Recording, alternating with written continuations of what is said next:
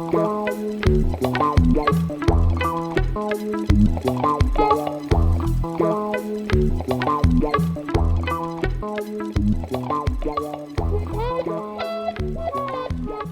so we will continue, and as I told before, now it's time for nonlinear inverse problems, and I will be mainly talking about electrical impedance tomography or inverse conductivity problem, which is kind of a prototype nonlinear PDE coefficient recovery inverse problem. It's very related to many others, but also I have also developed a view that for linear inverse problems, it's good to use general methodology because they are kind of the same. There is a matrix as a forward map. We can compute the SVD and analyze the situation, and we can then use a general framework for any linear inverse problem. I think there's a great power in such generality. In nonlinear problems, I think nonlinear problems are nonlinear each in their own way, and that's why I'm promoting an approach where we build a special-made regularization method for each nonlinear problem. So today I'll show you one example of such approach. Somehow the image to keep in mind during the talk is this basic imaging, EIT imaging idea where we have electrodes around the chest of a person. We either apply voltages and measure currents through the electrodes, or, which is much more common in practice, we feed currents and measure voltages at the electrodes. And from the resulting information, we would like to make an image of a slice through the person. And in the image, we want to see the electrical conductivity in different parts inside the body, with the idea that in the lungs, if there's air, it's less conductive, and the heart filled with blood is more conductive. So if we can map the conductivity distribution, we can see some tissues and some medical information about the patient. Now, immediately, let me point out that, of course, this is a three-dimensional situation. The current will flow in the 3D fashion, and it's not really a 2D problem like this. But in this talk, I will just approximately think it as a 2D problem. It works surprisingly well in practice. But of course, it's not really true. So there is some error, of course, from that. There's actually one commercial product for this use made by Dräger.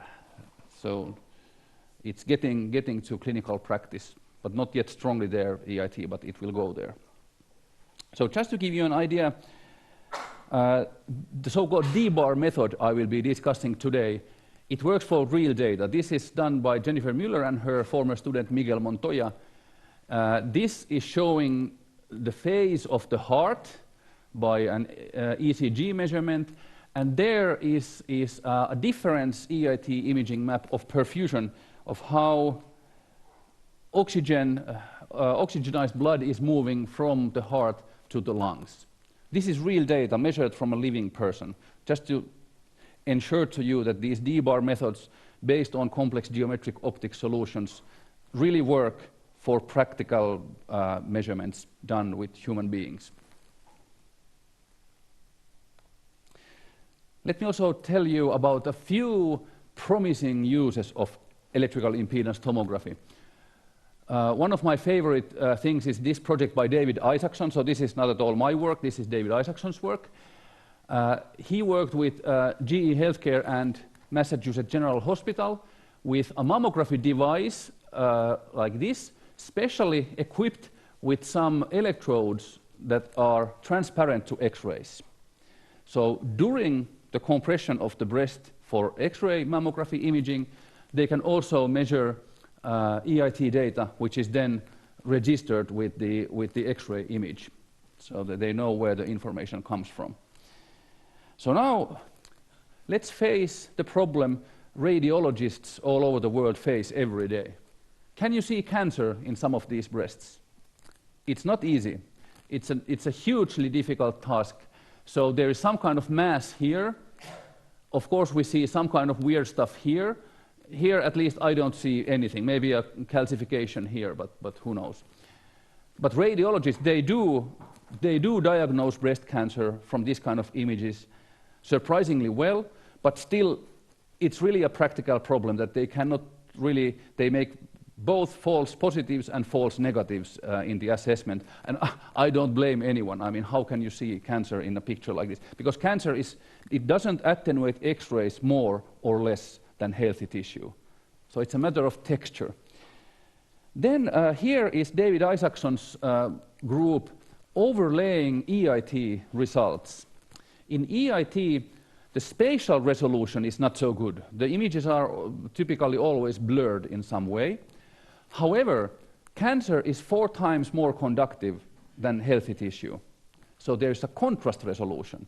For X-rays, there's a high space resolution, but there is no contrast resolution because the attenuation is the same for cancer and healthy tissue. So this way, we can see that there is no cancer here, and there is a cancer in both of these cases. Here you can see a picture from 1999. I was visiting Rensselaer Polytechnic Institute.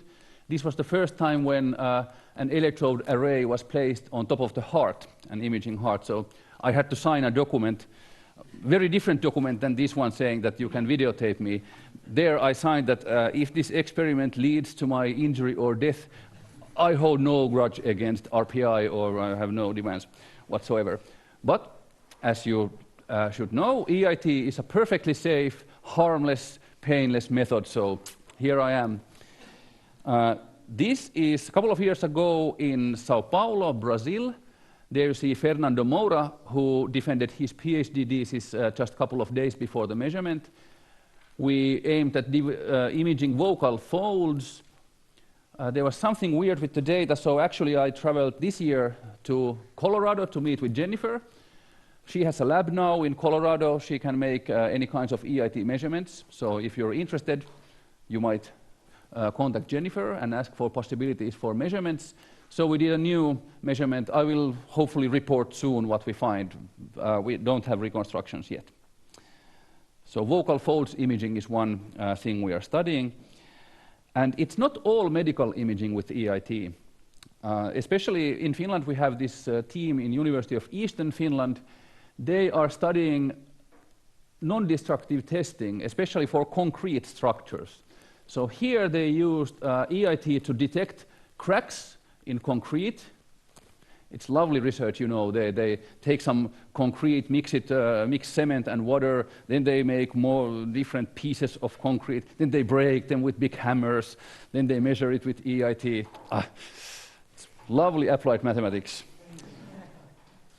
This is another study of them I really love very much. Mohammad Burgas gave a great talk in the last Inverse Days in Finland about this.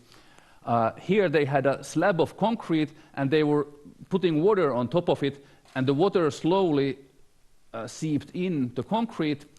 And here you can see the comparison. I think it's remarkable that on this side you have a neutron tomography image. You know, neutrons are heavily attenuated by water, and concrete not so much, so they can really see the water for having a ground truth comparison with EIT. But they had to work in some national lab in the US, and they couldn't even enter the room where the neutrons come. You know, it's really, really unhealthy with that kind of radiation stuff. So I really admire this kind of study, using heavy slabs of concrete and neutron imaging with some nuclear reactor involved and all. Pretty cool. Okay. So let's look at the mathematics of EIT. So first of all, let's see how the measurement is done. The idea, so the practical measurement has always some electrodes. So in this tank experiment we did at RPI, these metal pieces are the electrodes. There are 32. The black thing here between them is rubber insulating them. There is salty water, and there is some agar jelly that has here in the so-called lungs, it has less salt, and in the so-called heart, it has more salt than background. So we measured something like this, and we used trigonometric current patterns. So what we do is we do several measurements.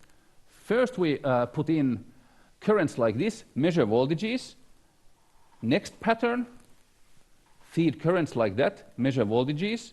Next pattern, next, Next, all the way up to the highest possible oscillation. And here you see that if you have n electrodes, the maximum frequency you can have is half the number of electrodes. So you can't, in practice, you can't put arbitrarily oscillatory boundary data, which is important later on.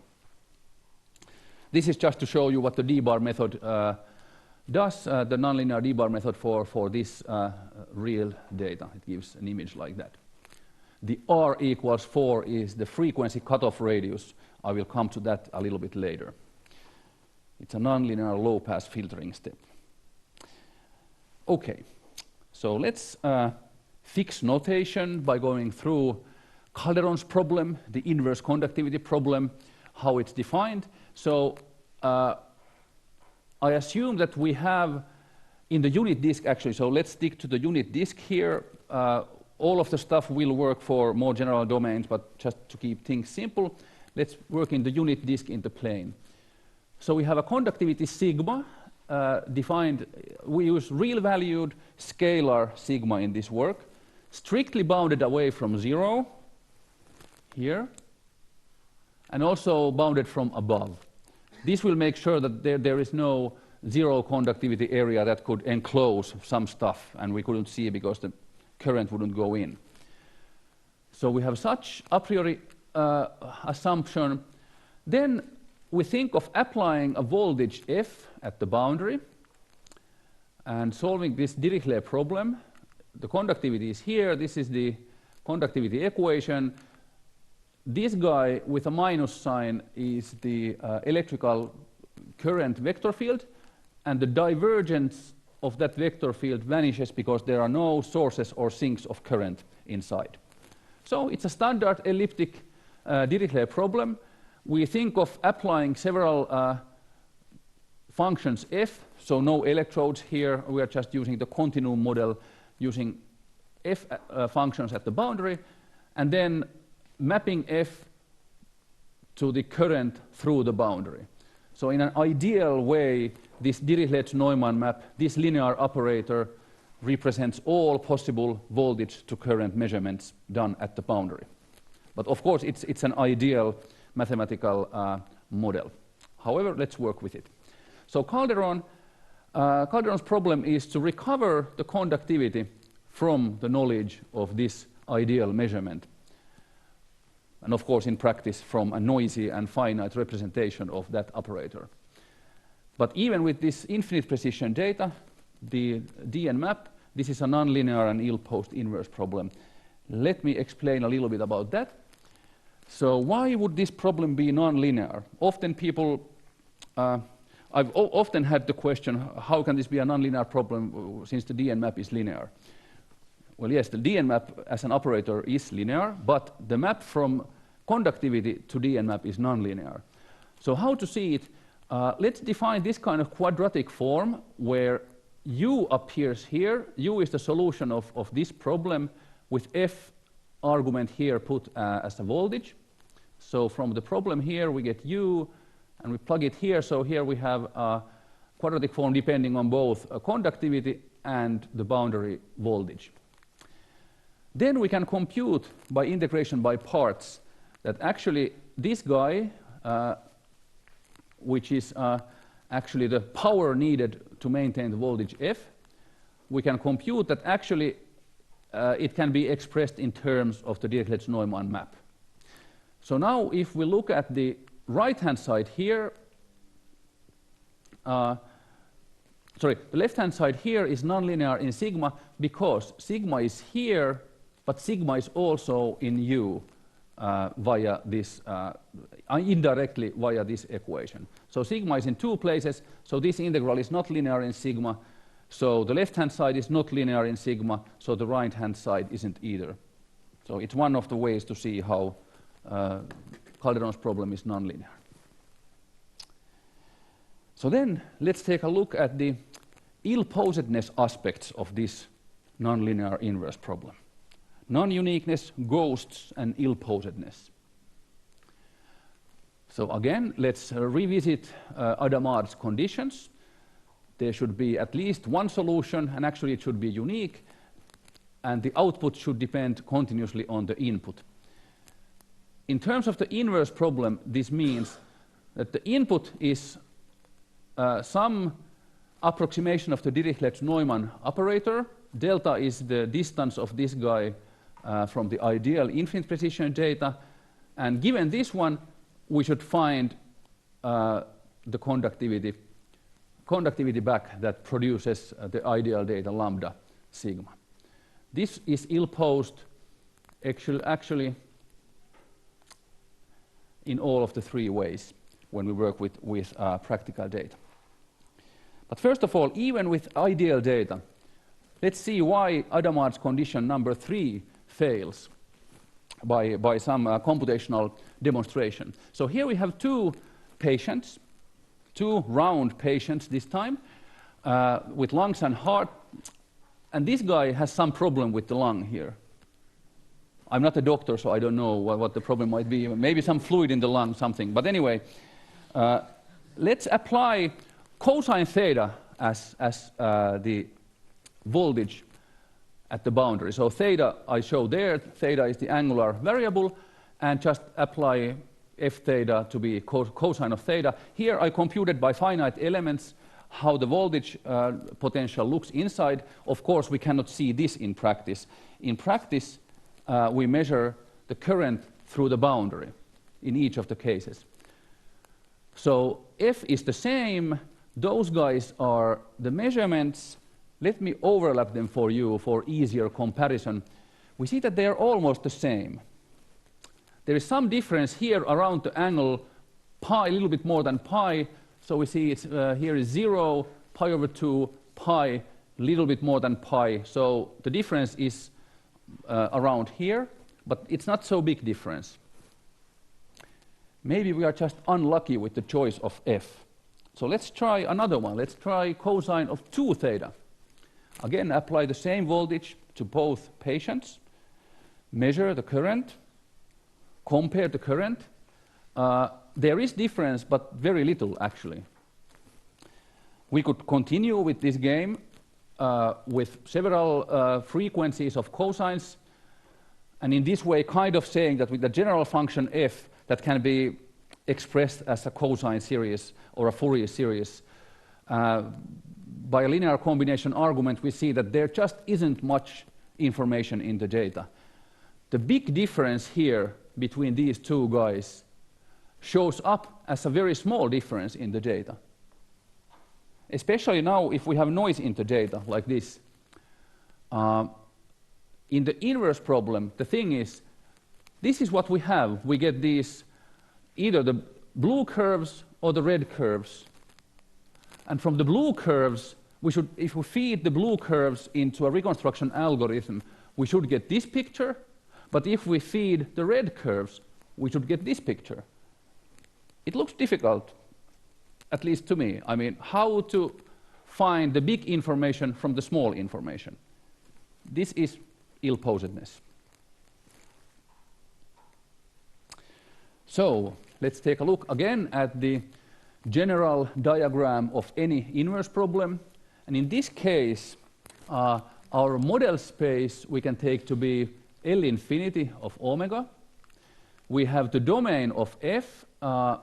Actually, in my today's approach, the domain will be C2 conductivity is bounded away from 0.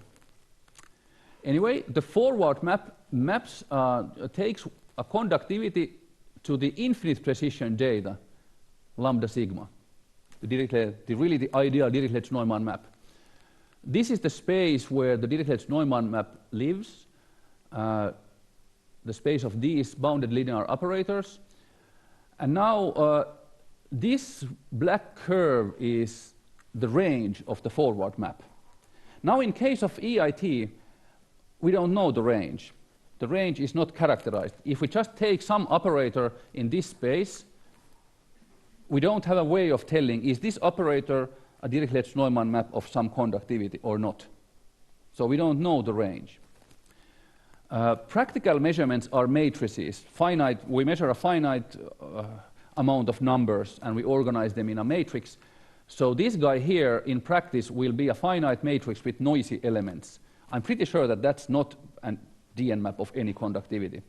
I haven't proven it, but there's a strong intuition that it really can't be the case. So in general, our measurement is outside the range of the forward map.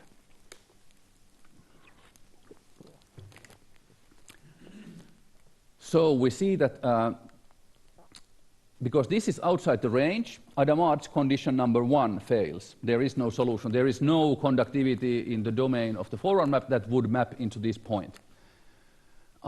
We saw, at least from the numerical experiment, that Adamard's condition number 3 fails because the inverse map is not continuous. We are trying to go from a small information into a big information. This is discontinuity.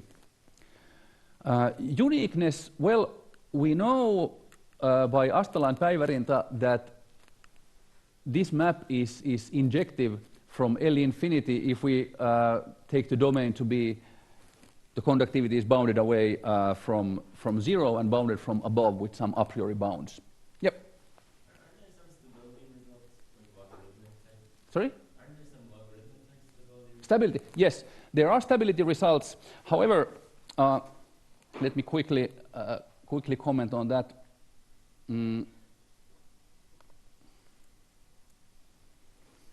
So in stability, conditional stability results, people take two conductivities and look at the two corresponding data and prove something like this. However, our measured data is not in the range. So the conditional stability results,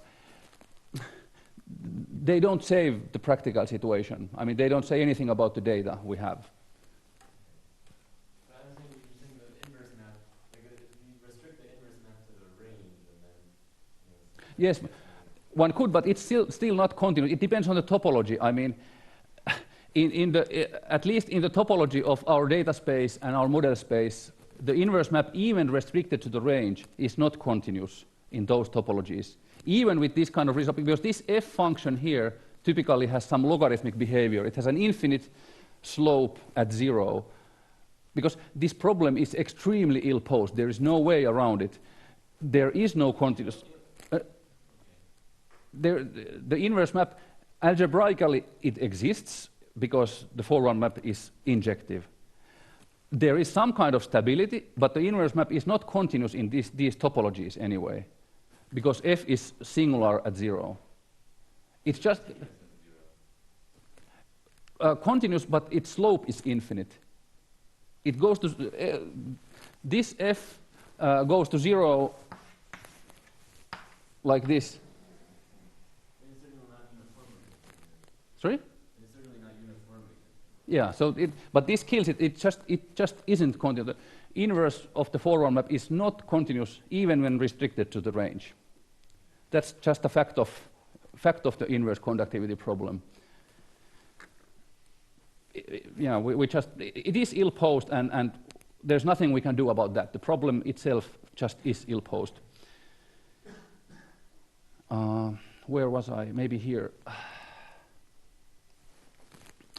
So uniqueness we know for L infinity by Astala and Päivärinta.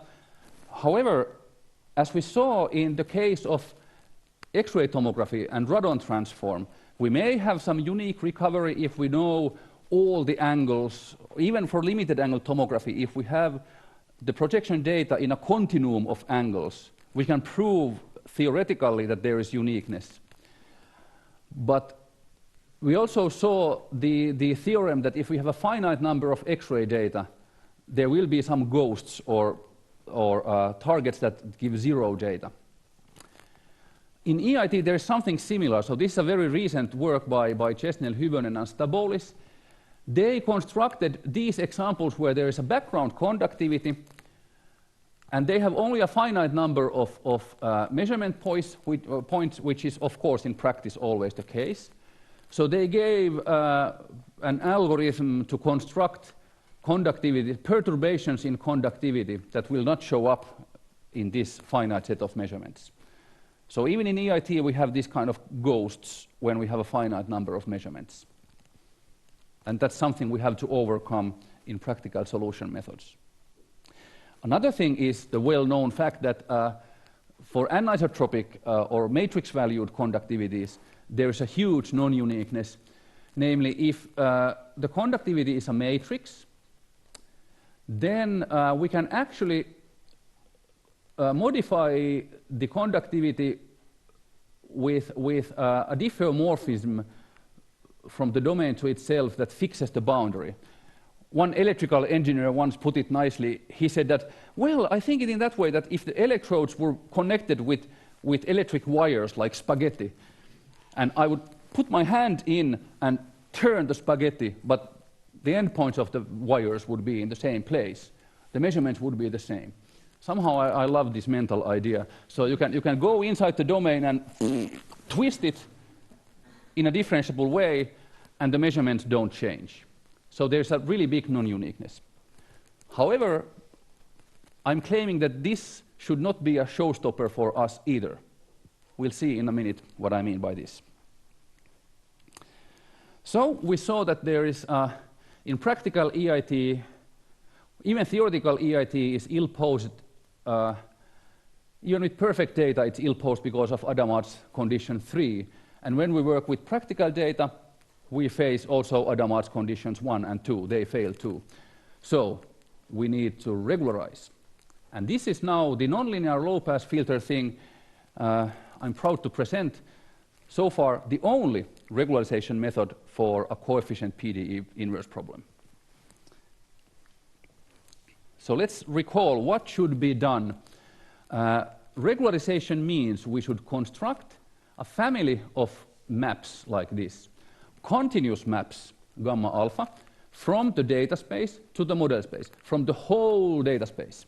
So then they can take this guy as argument. They're not restricted to the range at all. Continuous maps parameterized by alpha, which is the so-called regularization parameter. And about the data, we only know this delta. We know that there is a radius delta, so that the noisy data is inside the disk of radius delta, or at most delta away from the infinite precision measurement. That's what we know. So then, this is the official definition of regularization, which I took out of the book of Andreas Kirsch. So first of all, with infinite precision data, we should define our maps gamma alpha in the way that when the regularization parameter tends to 0, we get the perfect reconstruction. For a fixed conductivity, we don't look for uniformity in the limit.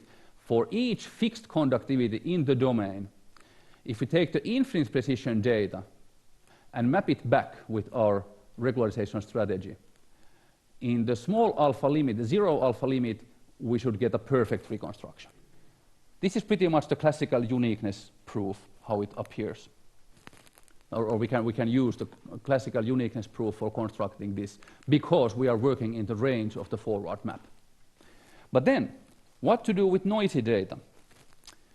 We should explain how to choose alpha as a function of the noise level, first of all, in a way that when delta goes to 0, when the noise level goes to 0, alpha also tends to 0.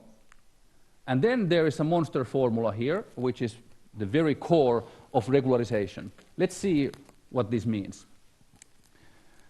This term here this is the reconstruction. This is the noisy data. This is the continuous map we applied to it. We know delta, so we know delta and we are given the data, so we put delta here. It specifies our map from the regularization strategy family. We apply it. We look how close is it to the actual sigma.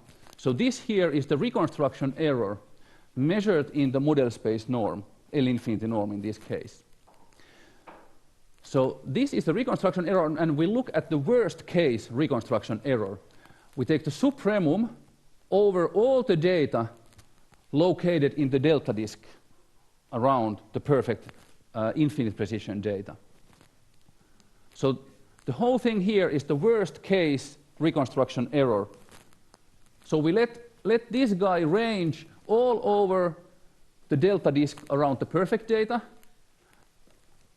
And with all of those noisy data, this reconstruction guy, we look how far does it go from the thing we want.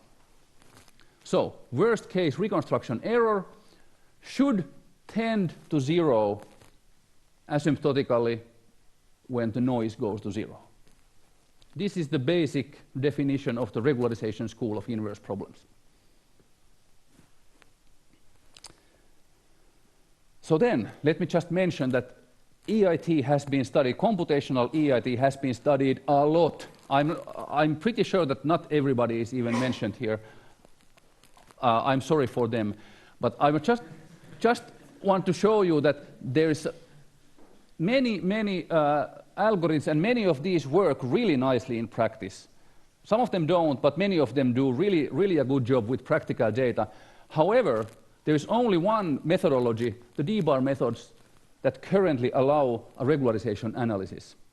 And I think this is something we really want from algorithms, that they first of all give useful results, and second of all have a mathematical proof and understanding how they work. So let me comment on what people most usually do for nonlinear inverse problems. They apply Takehome regularization that we saw already before. So in the case of EIT, one would write something like a data discrepancy term like this. Actually, this should be this sigma tilde here. Sorry about that. And there would be some kind of regularization term, and then one would minimize this penalty functional. A good thing about this is that once you write a Takehome code for nonlinear cases, the same code can be used for many inverse problems. On the other hand, you need to solve the forward problem many times, and there's a problem with local minima. You never know if your minimization gets stuck to a local minimum with this kind of nonlinear objective functionals. And there is no proof for the Takehome regularization case. Of course, there's a lot of beautiful work on Takehome regularization for nonlinear forward maps, but they always make some specific assumption on the nonlinearity of the forward map, of course. And EIT is just too nonlinear for the theory of this approach.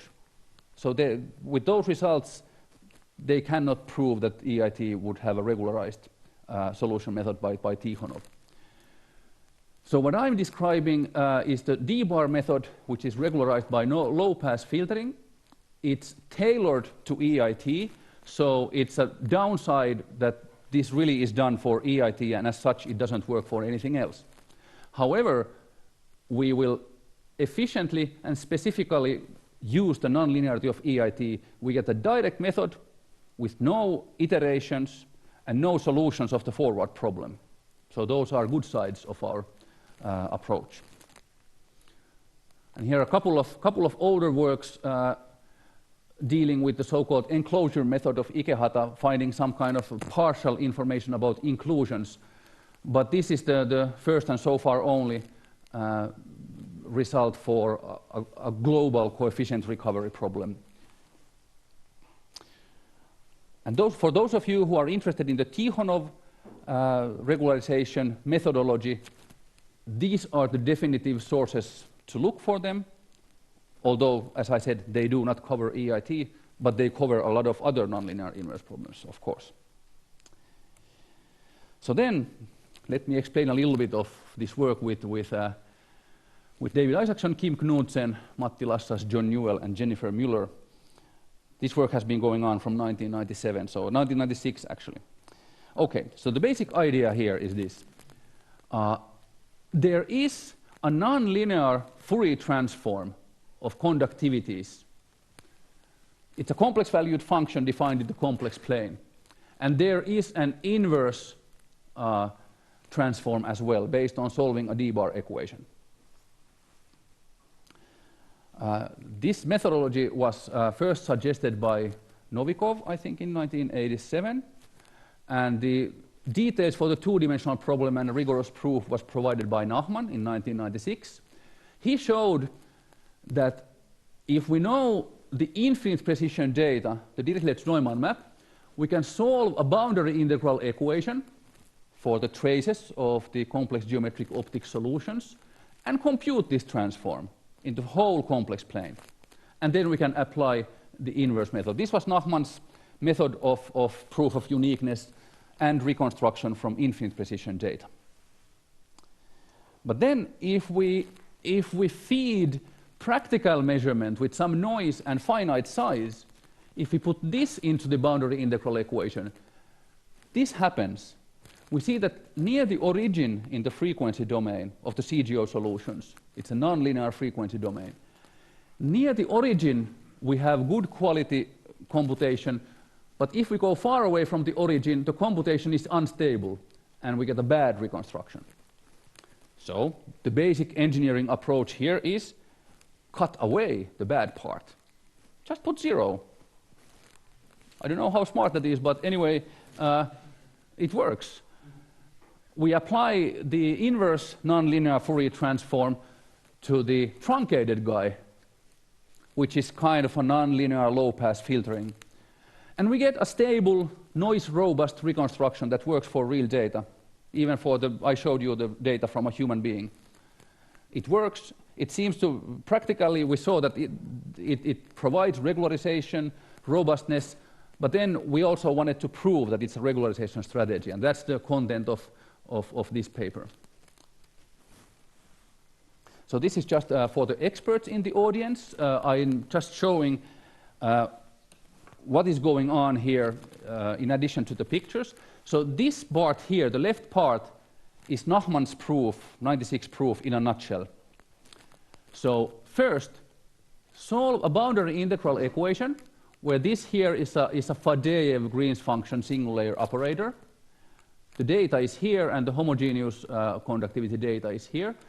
So solve for the traces of CGO solutions, put them here, compute this integral. It will give the nonlinear Fourier transform, which can be put into the d-bar equation. And solving the d-bar equation with this asymptotics will actually give the conductivity back when the frequency variable is taken to 0 and power 2. This is Nachman's proof. In practice, this is what we showed with Kim and Jen and Matti. When we have here this operator, which is not a Dirichlet-Neumann map of any conductivity anymore, it's just an operator, we showed that this boundary integral equation is uniquely solvable in the disk of radius r, which is explicitly given here as a function of the noise level. Inside this disk we can solve it. Outside, we don't know. Maybe it's solvable, maybe not. Now, outside the disk, we just use 0 for the nonlinear Fourier transform, and inside the disk, we use the same integral than Nachman. Formally, of course, because this is now the CGO, is not a CGO solution because it's computed from the noisy map. But anyway, we put it here, use the noisy map again, we get some function we call T delta R, R for the truncation. Then we put this truncated guy into the same d-bar equation. Of course, this is truncated and has some error, but anyway, we solve this equation. It's easy to do, well, not easy, but possible to do numerically because this has compact support. It becomes then possible to make it a periodic, make a periodic approximation, solve it, and solve the equation. And then again, we take the nonlinear spectral parameter to 0, square, and we define our regularization strategy like this. The parameter alpha is 1 over the truncation radius. So when the noise goes to 0, we can truncate more far away, and 1 over r goes to 0. Here is the noisy data. So this is just the definition of the regularization strategy. This is our theorem from 2009. We assume that we have data at most delta away from the perfect data. First, we had to do for small enough delta, but we extended it to the whole data space. So There is no problem with that. We choose alpha in this way. It's 1 over the truncation radius, or the cutoff frequency, as engineers like to say. And then we actually can prove more than required. Remember, there should be this, the worst case reconstruction error had to be going to 0 in the 0 noise limit. But we can actually show that this is bounded by such so there is an inequality like that.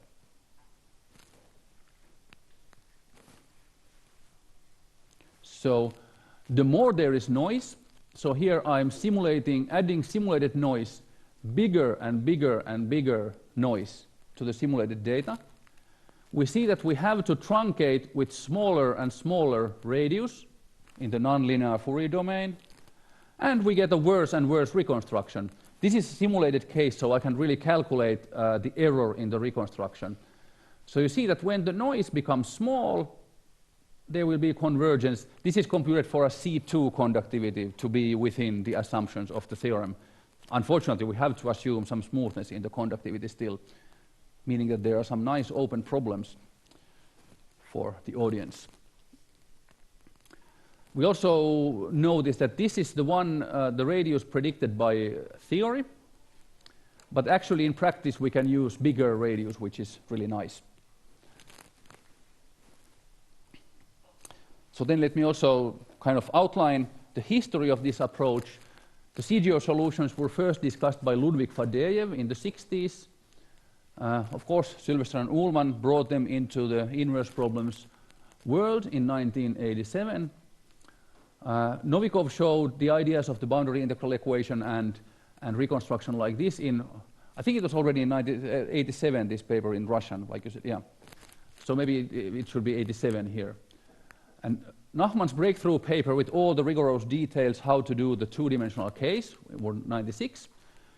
Then with Jennifer and David, we made a numerical implementation by approximating in the definition of the scattering transform, we just used the exponential function. And then later we used it for real data from a human, and 2009 there's a regularization proof. And now let me get back to this non-uniqueness thing. So with anisotropic conductivities, of course there is non-uniqueness as we discussed. So in this case we have, inside this inclusion, we have more conductivity this way and less this way, and kind of the opposite here. So what happens if we just apply the whole eBar machinery to the Dirichlet-Neumann map of this guy? Well, it was first proven by Matteo and Henkin that this can be done, and we did a little bit differently and adding some computations in this recent paper. We showed that actually we will get a picture like this, and what happens is that, of course, there is an equivalence class of anisotropic conductivities that give the same data. This method uses isothermal coordinates to pick out a unique isotropic conductivity from the equivalence class. So of course, you see here it's wrong, the shape is wrong and all that. However, anyway,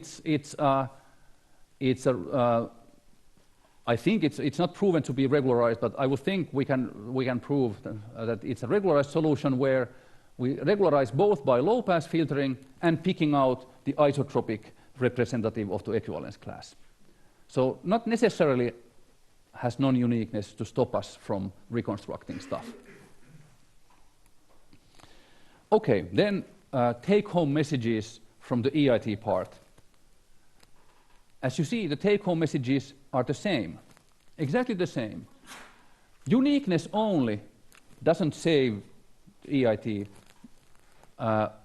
We still have problems with the ill-posedness. The inverse of the forward map is not continuous. So we still have to regularize, even if there is uniqueness. And then, once we start regularizing, we can also take care of some non-uniqueness in the process if we have enough a priori information about the unknown. And again, let me remind that in my applied view, the solution of an inverse problem is instructions what to do with the data to produce a reconstruction of an object. So it's instructions of doing something with the data. And then, yes, it's all explained in the second part of the book. And let me mention that if anyone is interested in this kind of reconstruction or the computation of CGO solutions, for example, for any reason, the MATLAB codes for that are available and explained, and I'm happy to answer any questions about them on email or here if you're interested. So then actually, I had some stuff, maybe I'll just jump over because I think it's 15 past ending, yeah. Okay, so I just jump over this stuff. If anyone is interested in this, I can explain it privately later, so it's just about getting some edge preservation into EIT.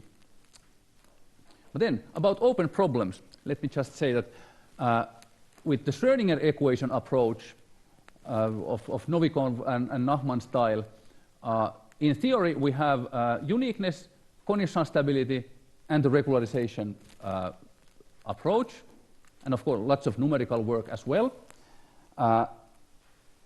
The Brown-Ullmann type method is really, really valuable because it extends to complex conductivities or impedances. In practice, the measurements are always made with alternating current, meaning that there actually is always a complex part to be recovered. So I think this is a really valuable methodology. Here, there is the infinite precision stuff is there for real and complex. The stability is there. Regularization missing. It would be really good to have. Lots of numerical work is done also for complex, like with Sarah Hamilton and Jennifer Mueller and with this. This paper, the Beltrami equation approach for L infinity conductivities.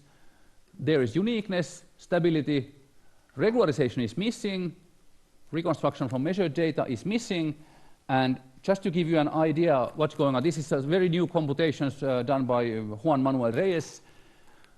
We did this with unrealistic cutoff radii for the Beltrami equation approach. And it seems that we have a kind of convergence we would like to have for a regularization strategy to hold. So there is numerical evidence that probably there is a nice theorem to be proved. Many experts in the audience I know who would be well equipped to attack this problem. And then finally, this kind of specific regularization for a given specific nonlinear inverse problem, I think it's just starting. I think it's really valuable because it's hard to make the Tikhonov type of approach for very nonlinear forward maps. But with the expertise of this crowd here, with the PDE-based inversion, there are lots of nonlinear techniques that could be turned into regularization methods. So even the D-bar method, we are currently working with Matteo and others to make it useful for seismic imaging and optical tomography. And I heard from that there are some projects going on for parabolic and hyperbolic PDEs. So lots of interesting work to be done. And let me also comment so that I don't give the wrong idea. What we did here was to prove a couple of more estimates and lemmas. The main work had been done in the uniqueness proof and in the conditional stability. Techniques, approaches, they are kind of all there. We just added a few things and showed computationally that it works. So there is really a wealth of great mathematics in the uniqueness and stability proofs that are just waiting to be turned to be regularization strategies, and that's what counts in practice. For people who write algorithms in practice, they cannot do it with uniqueness or conditional stability results. They need the construction of the gamma alpha maps. So maybe with a small effort, starting from the existing theoretical treasure trove of our field of PDE inversion, with a little extra step, it would be extremely useful for a lot of applications. Thank you very much.